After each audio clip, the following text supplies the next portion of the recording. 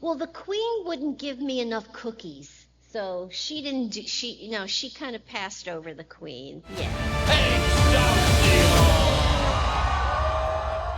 So you've both done live action along with voiceover. Is it sometimes a difficult adjustment when you've been doing a lot of voiceover and then you go into live action to change that type of performance? Well, for me, I haven't done the extensive on-camera work that Melanie has. I'm sure you have a lot to say about that. But I've been in voiceover for like 30 years, and I thought, you know what, I want to go on camera. So I wrote a script. I wrote a web series called Schmitty's Circuit. It's about a little robot, and then my character is a washed-up 90s cartoon star, and then my son my son Jason Cole. I play Carol Culpepper. My son, he's a 30-year-old bumbling magician. And one day he botched up a magic trick which turned my toy robot to life. And so it's kind of like the cartoon, not the cartoon show, it's kind of like the TV show Alf, where you have the quirky family and then you have an alien. So I just thought, hey, I like that, but let's make it a robot. And I'm in the show, I do the voice of the robot. And then I also do the voice of Carol Culpepper's 90-year-old mother. She's like, I'm Carol Culpepper, and I am a retired cocktail waitress. So I get to do voiceover doing another voice other than Angelica. So it's like that. Do you remember? Yeah, it's still. Wait, what's it called? That show. It was on NBC. It's Sheldon and Leonard. Do you know that show? The Big Bang Theory? The Big Bang Theory, yeah. In the Big Bang Theory, they had, one of the characters had a mom who you always heard, but you never saw who she is. Right. And so that's what Martha Culpepper is. You hear her, but you never see her. So I wrote it and shot it about a month ago. And so it was fun being on camera. It was really fun being in front of the camera as opposed to in a recording studio, and I hope to do more of it. So Melanie, share your experiences with Though real quick, does the robot try to eat cats? I'm just, you said it was like Alf. No, I have a lot of cats. I don't want to. He doesn't eat cats. Okay, that's good to know. You. Yeah. All right. Melanie. I've actually mostly done on camera. Rugrats was my first cartoon of any kind, and how lucky was that. And while I was doing Rugrats, playing a sweet mommy, I was also playing a mean nightmare principal on a series called Parker Lewis Can't Lose. So it was a wonderful contrast. I would get done with Parker Lewis at a certain hour and get into a car and rush over to Klasky and Shupo to record Dee Dee and get to play a whole other aspect of myself, the sweet, nice person, and then play a bitch at 5 a.m. the next morning, a really nightmarish, cruel, masochistic, narcissistic character. For me, that was the biggest joy of all, being able to play both roles at the same time. And you also played a mom on Seinfeld. I remember that. Because I remember one of the times that you probably don't remember this, but you and I were recording Rugrats, and they were talking about Seinfeld, and you were saying, because you knew Larry Charles, right? I knew Larry David. Larry David and I were on a show called Fridays together in the very late 70s, early 80s. So I came out to Los Angeles to do Fridays in 79, and then got to do Seinfeld in the 90s, actually, with Larry David and Michael Richards, who had been on Fridays. So it was wonderful to reunite and play again. And I got to be on the final Seinfeld, which most of the characters were on. So I got to meet everybody, and that was really an honor.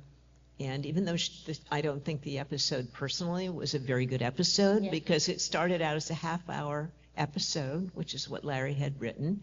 And then the network kept saying, we have so much commercial interest. There's so many different products that want to buy time on this show. Why don't you make it an hour show? Then they made it an hour and a half show. And it was actually too thin a storyline to carry for an hour and a half. But they did it, and most of America watched it. So it was an honor to be a part of it, but it's not a writing episode that I am that proud of. Well, What happened to the show? Why? yeah, Okay. speaking of Seinfeld, I have to say, I'm just doing a little in my show, Schmitty Circuit. The guy who plays my son, he's the son of Jason Alexander. So Gabe Greenspan. He's a lovely, lovely young man and very funny. So it was kind of an honor to be working with Jason Alexander's son. So that was fun. Yeah. Jason is a joy to work with. He was a Broadway professional. He was in Guys and Dolls and several other movies, I think, before he did Seinfeld. And he's just total pro, nails it every time, playing a really unlikable, pre-Larry David kind of character, but based on Larry David character on the show. And I got to be one of his 125 girlfriends. During the run of Seinfeld, he had 125 Oh my gosh. girlfriends. I Wow. was on 2 episodes, which was rare. Wait, you were on 2? Oh, yeah, the The final. finale. Yeah. Yeah, but he's a joy to work with, really fun, really sweet. I'm just like 125 girls. Wow. I got catching up to do. Uh, and when you're talking about going and at 5 a.m. being this, mean-spirited nerd, I'm like, were you playing my first wife? Oh, I'm I sorry. never met her. There's a I lot wish of I us had, out there. but yes. There's a lot of us. So, we have a question. Please say your name, where you're from, Social Security. No, not that last part. And then your question. Casey from Massachusetts. And I want to ask Melanie, where did you find your anger for Miss Musso? That was such a favorite show of mine, Parker Lewis, and in an era with even the promo with the 90210 crossover, it was so special. It was a very special time, very special show. Yeah, it was very unique. The way the character was described was like Tina Turner in Blade Runner, or no, what was the sequel to Blade Runner? Not Blade Runner, no, I'm sorry. Mad Max. Mad Max, right. She was likened to a Tina Turner in Mad Max, and she was described as apoplectic. And the way she was described all through the script was as like a cartoon character. She was bigger than life. Everything she did was extremely extreme. Smoke would come out of her ears, sparks would come out of her shoes, and when she did this, glass would break all around her. So I thought, this is a cartoon role. So when I auditioned, I played her oversexed and broad and nostrils flaring and a smoking hot, angry person. And it caught on. I was very fortunate to be part of it. It was so unusual the way they filmed. They would film up our noses. They would film down our throats. You would open a refrigerator and there'd be a camera in there shooting you choosing things in the refrigerator. It was a whole new kind of filming, which was actually adapted for a lot of different young people's shows and movies in the years to come. So thank you for asking. Awesome. And again, don't be shy. Feel free to go over there. You guys have worked on a number of different projects. Is there one in particular you think this should have gotten more attention? Other than your new series, which will get plenty of attention. We're not ready for that yet. So one of the things I've worked on that gotten more attention?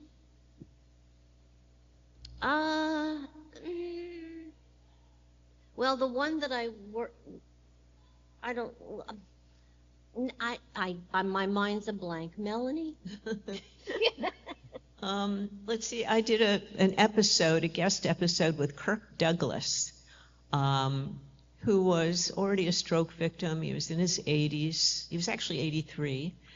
And he had written a story about getting a second bar mitzvah in the Jewish religion. When a man or turns 83, he's allowed to start a second life. 82 actually is the age.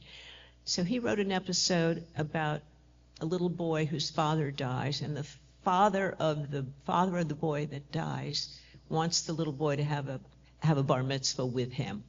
And so I was the mother of the little boy, and it was just a beautiful episode, and I wished it could have been a movie, because Kirk Douglas, he was enfeebled by having had a stroke. He was older, but boy, did he bring it on camera. I mean, he made me cry on camera. He was a very powerful soul.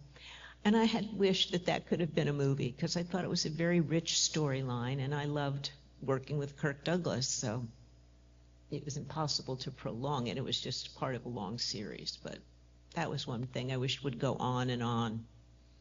Very nice. Now, you're speaking about these people that you've worked with that you admire, Kirk Douglas, Michael Bell. Were any of them kind of like mentors to you in your career, or can you think of any mentors who like helped you along your path? Mentors. Well, I mean, I'd look up to different voice actors like June Foray, you know. But as far as like a mentor right by my side, no. But sorry, I don't have a more eloquent answer. But I was lucky to study with Stella Adler, who was a great actress in her own time, and an acting teacher for Marlon Brando. Mark Ruffalo was in my class, John Savage, Harvey Keitel. She was a maker of stars, and she was an intimidating woman. I think Miss Musso borrowed some qualities from Stella Adler.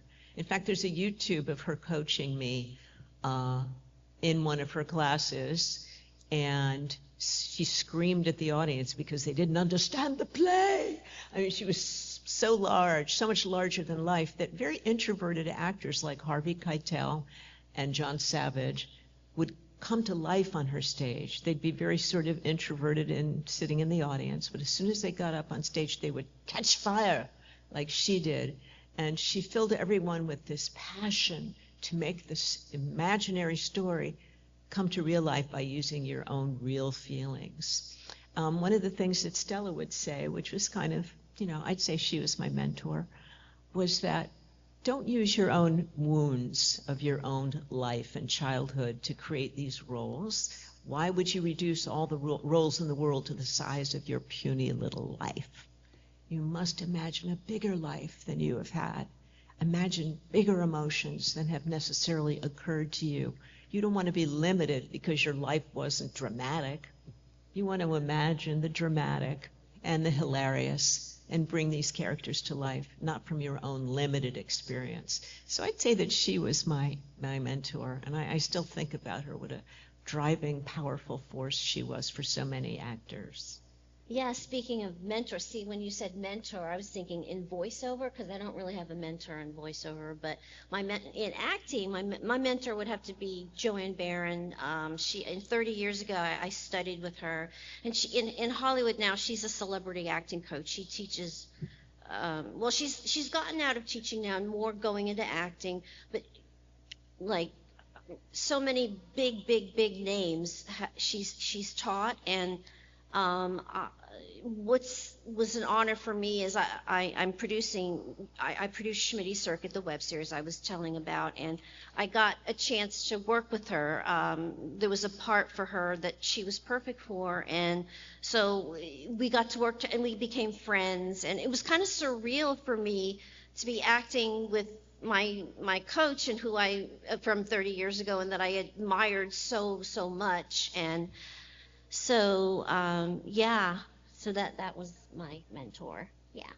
That is awesome. Definitely. And by the way, if you want to ask, it doesn't have to be about Rugrats, doesn't have to be about any show that, you know, Parker Lewis, it could be anything that you want to know. Please feel free to approach the mic. Except about sex, we're not going to talk about. No. Yeah, you can just check That's with me for later. Friday night. You know. Yeah. But though I have to ask, you were just told about being, you know, making these roles bigger than you are. Were there any roles that you had specific difficulty getting into? It was just outside of your experience and it was a bit of a challenge to break through to really conveying that character? Like having a challenge. Well, for Angelica, it wasn't like really a challenge for me. I just, when I went to the audition, it showed, you know, a 3-year-old, you know, little bossy, and then so I thought, oh, okay, I can handle that. How would I sound like a 3-year-old? So I thought, well, you know, I just squeeze my voice together really tight, and I guess, I think I'm going to suggest this voice for Angelica, because this is what I sound like with my vocal cords really tight. And if you want to, like, say, if you have a part for a baby, I do a lot of, well, I did a lot of work for post-production, like I was Baby Elizabeth and Baby Boom and Baby Pubert and Addams Family Values. And all you do, if you want to have a little higher voice for a baby, is you squeeze it really tight like this, and it sounds. The tighter you squeeze, the younger your voice sounds. And so, I don't really have any challenges, Kyle, because I'm an expert at Forgive me for even suggesting you might have a challenge. Also, when you go into recording sessions, you have to be able to sustain that voice and that squeeze for 4 hours. Yeah. So when you audition for a role and you do a voice that isn't your own voice, you have to make sure that you're going to be able to sustain that without friction or hurting the cords for 4 hours of time. And sometimes on shows, I don't know about you, but you get to play more than one role. You'll be playing 2 different roles. I got to play 3 on Rugrats. So you have to make sure you can remember the position that your larynx and your roof of your mouth and your palate are in for each. And I found that I had to bookmark a place in my placement so that I could recall how to do Minka. Because when I was doing Minka, who was Dee Dee's mother, the Rugrats' grandmother, who was Russian from the old country, all the producers were giving me different direction, and it was very difficult. They said, she's Dee Dee's grandmother, so she should sound like Dee Dee. So then I would make her sound a little bit like Dee Dee as an old woman. And then other producers said, well, we don't want her to sound like Dee Dee. You need to have her sound like a deeper voice. So then it was like this and that. So depending on what producer was in the room, I had to remember the vocal position of my voice box and my soft palate so I could recreate what that particular producer wanted. So that was a challenge. Oh, we have a question over here. Hi, my name is Natasha, and Rugrats came out when I was a young nanny, and we used to have lots of conversations about Angelica specifically and behaviors we do not imitate. And I'm wondering, because then I was lucky enough, Rugrats kind of came back as like a resurgence when I had my own children, and I was thrilled because representation matters, and I loved that Rugrats had Hanukkah specials, Yes. which almost no other cartoons had. Yeah. So I loved that as a mom. But I still had to have lots of conversations about Angelica's behavior. I'm wondering, have you ever had to face any, not hate mail or anything like that, but have you ever gotten the brunt or had to justify your actions as Angelica or Well, I mean, parents. anything? Yeah, I mean, parents, some parents, not a lot, but they would say, you're such a nice person. How could you play such a role? Or a lot of times they'll say, well, we use Angelica as an example, not how to behave with our children. So I got that a lot. Yeah. My mom wrote me a hate mail letter about the depiction of the Jews on the Rugrats series, because she remembered a time in Nazi Germany where Jews were depicted with big noses or in very unattractive drawings, and there were terrible names called for Jews, and she had a fear that the written dialogue and also the physical drawings of Minka and Boris were going to cause anti-Semitism. And she very much wanted the network to adapt the drawings and the voices, which we thought were affectionate send-ups of the Jews, older Jews that we knew, so that it wouldn't provoke anti-Semitism.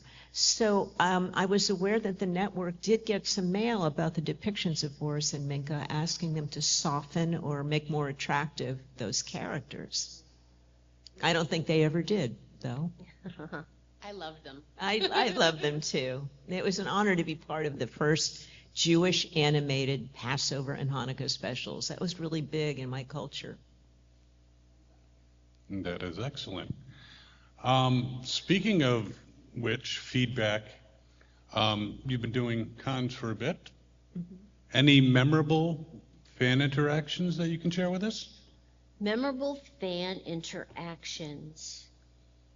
You go. Okay. I did the Chiller Theater show. So far, it was the biggest I had been part of. It's in some funny name place in New Jersey. 25,000 people came. And there were a lot of people that said that Rugrats was kind of the motif of their childhood. It was their safe and happy place. So that was very, very touching. And then there were people that remembered me from Wonder Woman, which had just rerun the very week that con took place. I played Rick Springfield's girlfriend, Natasha, and the character was based on an athlete, a Russian athlete named Natasha something, or I don't remember, but it was a Russian athlete who was doing the jumps and doing the horse, kind of like the Simone Biles of Russia. And I did that kind of character where it would look like it was spinning around on a pole, and then in actuality that was a stunt woman, and then I would just jump off, and it would look like it was actually me. So a lot of people were very impressed with my performance as Natasha, whatever her name was. And Rick Springfield played my boyfriend. This is Rick Springfield pre his rock and roll star days. He was so handsome. I mean, still is, but he was so handsome. And Henry Gibson played my villain. He was kidnapping me for his team. And this was my first performance in Los Angeles, and I was like supposed to be terrified and frightened of Henry Gibson, but he kept cracking me up, and it was very hard to feel really afraid of Henry Gibson. You know, he had been on Laugh-In, And he was on Rugrats, too. I worked with him on Really? Rugrats, yeah. Oh, I didn't get to see him. Wow. Anyway, so that was a complete thrill. And to work with Linda Carter, you know, we wake up in the morning, we feel we're somewhat attractive. But I'd walk in and I'd be on the set, and there was Linda Carter, and I looked like a thumb next to Linda Carter. She was so exquisite and so tall. I think I came up to her breast height. But it was a pleasure to work with her. She was a total doll. And Rick Springfield and Henry Gibson, they were a blast. So that was my first gig in Los Angeles, and it was a thrill. But obviously none of you remember my performance as Natasha in Wonder Woman, but I am selling photos of myself in that performance at my table if you're interested in seeing me as Natasha. I recently rewatched the series, so You saw me? I saw you. All right, good. I remember now a fan interaction. Like, okay, it's years ago, like when Rugrats was in its heyday, I was a member of the famous Phone Friends. It's a charity organization where sick children in the hospital could request to talk to whoever they wanted to talk to, and Angelica Pickles was on the list. So I would get calls that little kids who are, most of them were sick with cancer. So sad. Anyway, you have to get on the phone and you talk to them as your character, and there was this one sweet little girl. She was 5 years old, and you know, she was dying of cancer, but she was so excited to talk to Angelica, and she'd say, Angelica, let's sing together. Let's sing Dancing Queen. And so here I am singing Dancing Queen. I'm trying to hold back the tears as the little one is singing really good Dancing Queen. And I just was blown away by the strength of that young little girl faced with such tremendous, tremendous health issues. And every time I hear Dancing Queen, I always think of that little girl and wonder if she ever made it. And so I think that was my most memorable moment with a fan. Yeah. That is incredible. Yeah. We do have another question over here. Harold from New Haven, and this question will be very obvious. Pepe's, Sally's, or modern? I'm sorry, what? Pepe's, Sally's, or modern? Oh, well, you see, Zoo Parties, which was in West Haven, was the better pizza parlor. No, I'm telling you, Pepe's had its charm, and there is a Pepe's here at Mohegan Sun if you want to check it out. It's not even a reasonable facsimile to the original Pepe's. My husband, who's a California boy, loves Pepe's clam pizza, which to me is not a real pizza. To me, pizza is with the mozzarella and the cheese and the mushrooms, and it's like cratered with burnt cheese. I mean, that to me is the right pizza. Zupardi's, West Haven, Connecticut. Are they paying you? I'm just curious. No, they're paying my husband in pizza, so I... Okay. Hi, my name is Rebecca from Oxford, Connecticut. So my favorite movie was always Rugrats Go Wild. Do you have a favorite movie or a favorite episode that you did? Favorite episode of Rugrats? Yes, sorry. Me? Oh, I think my favorite episode of Rugrats is when Angelica breaks a leg, and she wants attention. Her parents are out of town, so she's staying with Aunt Dee Dee and Uncle Stu, and she wants attention, and so she pretends to break her leg, and so she's in the hospital. She's in Aunt Dee Dee's bedroom, and she's ordering pizza, and she's ordering chocolate pudding at 4 a.m. in the morning, and I remember Stu is making chocolate pudding at 4 a.m. in the morning, and then Aunt Dee Dee comes in. What do you say? You say something like, what does Aunt Dee Dee say? Well, I think that he's making it wrong somehow. Yeah, and then Uncle Stu says, I'm losing control of my life. And I thought that was like so funny. Because of Angelica, he's losing control of his life. So that was my favorite. One of my favorites, I have many favorites actually, about you and about others in the cast. There's one episode, I don't know if you recall, but it's from the point of view of Spike the dog. And so the only words that Spike can understand that Dee Dee and Stu are speaking are words like, well, feed Spike, and go for a walk. So we just did the whole episode improvising in gibberish, and then when there are occasional dog recognizable words, Spike would, alert. So that I thought was really clever. And my other favorite was the potty training episode, where the children, the babies, now have to move to the toilet, and they're terrified. They're afraid they're going to get sucked down like in The Wizard of Oz in a cyclone. They're afraid they're going to fall in. So they're imitating Spike. They're lifting their leg on trees. They're doing all kinds of madcap things in order to learn how to urinate properly. And I thought that was just a brilliant teaching episode, teaching babies about the proper way to go on the seat or on the full-size toilet. I mean, it was a very educational show for parents as well as babies. It was a real double entendre, and I think parents enjoyed the show as much as babies did. Oh, yeah. It was an honor. Great question. Well, speaking of favorites, is there a favorite line that springs to mind? Oh, one of my favorite lines that Angelica says is, I wish I was you so I can be friends with me. That's my favorite line that she says. My favorite Angelica line was always, stupid babies. That was my favorite line of hers. My favorite line of mine was that Dee Dee was so repressed and sort of so nice that people would ignore her. So she's in a woman's group of sometimes, and they're calling her Fifi or Dodo or strange names. And she finally says, my name is Dee Pickles. She finally asserts herself. So that was my favorite Dee Dee line. I like when Angelica calls Tommy, you little bald idiot. I like that. It makes me feel good. Yeah. Wow, I think we could break that down psychologically, but we're not going to. Well, I would like to thank you both for spending this time with us. This has been utterly awesome.